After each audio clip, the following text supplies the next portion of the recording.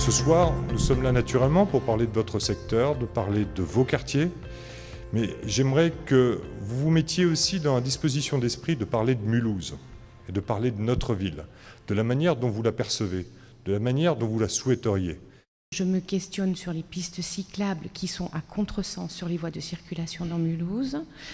J'aimerais bien que... il y a de plus en plus de citoyens et de cyclistes sur Mulhouse. Je le vois puisque, été comme hiver, en permanence, je me rends au travail et je circule sur Mulhouse en vélo. Donc je souhaiterais, si c'est possible, que ces pistes soient sécurisées. Merci de dire qu'effectivement, il y a une pratique vélo qui se développe petit à petit. Je crois que c'est réel. Moi, ça ne me suffit pas. Quand vous êtes sur une piste cyclable, moi, parfois, je m'étonne parce que je ne la trouve plus. Et puis, il y a effectivement ces contresens qui, parfois, sont un peu problématiques. Moi, je souhaite qu'il y ait vraiment ces allers-retours entre les uns et les autres, entre les pratiquants, les habitants, le conseil citoyen, de telle manière à ce que bien, les idées puissent vraiment sortir et qu'on puisse trouver. Moi, j'ai même le rêve d'essayer d'avoir une participation collective avec les nouvelles technologies pour savoir où les gens passent exactement, de telle manière à faire les investissements au bon endroit. Je porte sur moi une tenue de baseball car effectivement je fais partie du SM de baseball de Mulhouse. Malheureusement, nous n'avons aucun terrain pour jouer. Alors, le baseball, 3 solutions. On ne fait pas. On peut le faire sur le secteur que j'ai montré là, parce que pas très loin du stade d'entraînement actuel qui n'est pas très propice. Ça, c'est un potentiel, mais ça coûte de l'argent. Ou alors, troisième hypothèse, c'est de le faire éventuellement sur le secteur nord, sur l'île de la Dolère, où là, il y a de l'espace qui va se dégager. Bon, on étudie et on n'a pas oublié le baseball.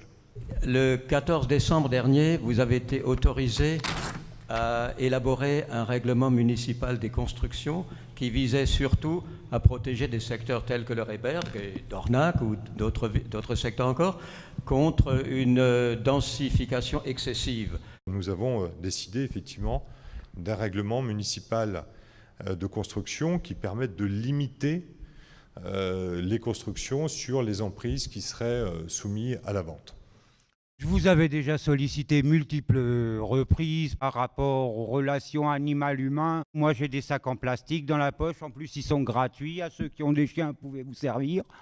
Contrairement à d'autres qui engueulent ceux qui laissent des petits souvenirs, disons, mais qui, eux, ne ramassent pas. Et ceux-ci, je l'ai vu plusieurs fois. J'habite le centre historique et je suis très satisfait de ce qui a été fait à cet endroit. Mais malheureusement, je trouve que les sols se dégradent très vite et sont source de chute. L'incivilité, mesdames et messieurs, c'est quand on stationne sur des trottoirs du centre-ville, quand on stationne sur les arrêts de bus. On est tous un peu concernés par ça, soyons honnêtes. On a tous parfois un peu l'habitude de faire juste... C'est juste 2 minutes, monsieur l'agent. Ça existe. Mais ça provoque aussi des coûts induits. C'est parfois, sur certains stationnements ou certains trottoirs, bien, des voitures ou des poids lourds qui stationnent et qui déstabilisent des dalles, alors que ce n'est pas fait pour ça. Voilà. C'est les crottes de chien, c'est les crachats, c'est le harcèlement de rue, c'est le papier qu'on jette, c'est tout cela. Donc j'ai demandé à mes services de se concentrer là-dessus. De nombreux efforts ont été faits au niveau du maillage en matière de surveillance vidéo, voilà. Mais à quand le maillage complet?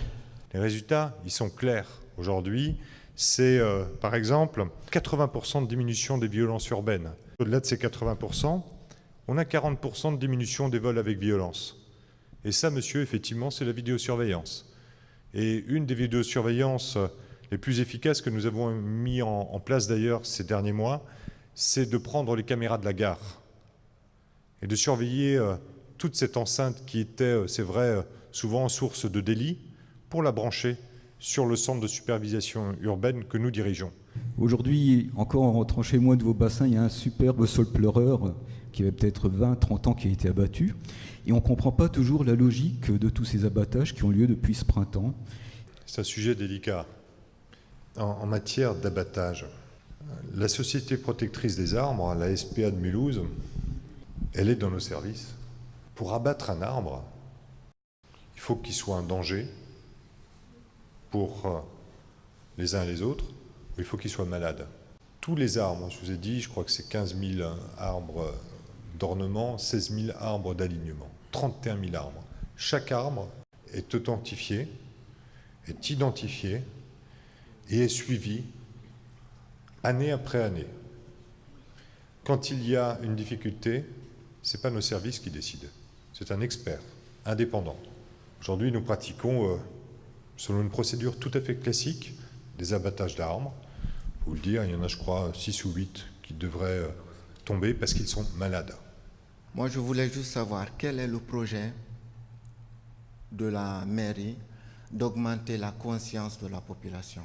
Merci pour votre question qui, enfin, pour moi, est fondamentale. Je me la pose tous les jours. Non, je me la pose vraiment tous les jours parce que c'est extrêmement intéressant comme sujet. Quand je dis, moi, faire citer, ça veut dire ça. Dire comment est-ce qu'on crée un collectif responsable. Responsable de ces petites choses de la vie, où on ne cède pas, parfois par rapport aux autres et au périmètre des autres. Ça, parfois, c'est mon rôle. Nous savons que nous avons aussi des marges de progrès, moi comme maire. Mais j'ai au moins une satisfaction, c'est celle de mettre ces sujets. Et si vous arrivez à l'exprimer ce soir, moi je trouve ça satisfaisant. C'est que vous posez la bonne question. C'est comment on se prend en main les uns les autres. Comment on arrive à sortir parfois des représentations. Il y a encore un pot de l'amitié qui nous permet d'échanger pendant quelques minutes. Merci beaucoup.